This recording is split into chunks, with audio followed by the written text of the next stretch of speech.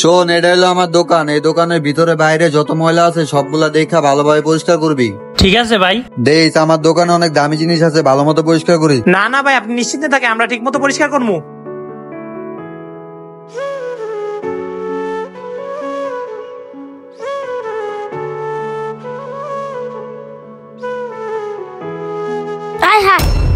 আরে ও এত দামি মালটা ফালা দিল।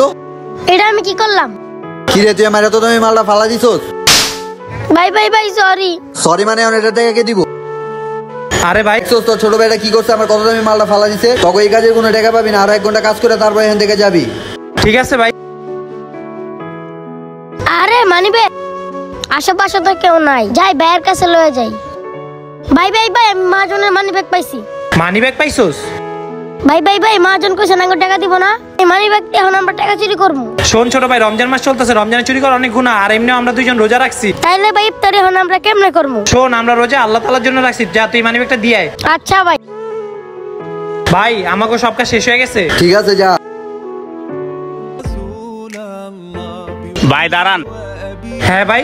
ভাই এই নাও ইফতারি। এই রমজান মাসে আমার ছোট ভাই কোরআন শরীফ খতম দিছে, আর এই নাও কিছু টাকা এই উপলক্ষে। ধন্যবাদ ভাই। আসি তাহলে। ভিডিওটি যদি আপনার মন ছুঁয়ে থাকে অবশ্যই একটি লাইক দিয়ে যাবেন।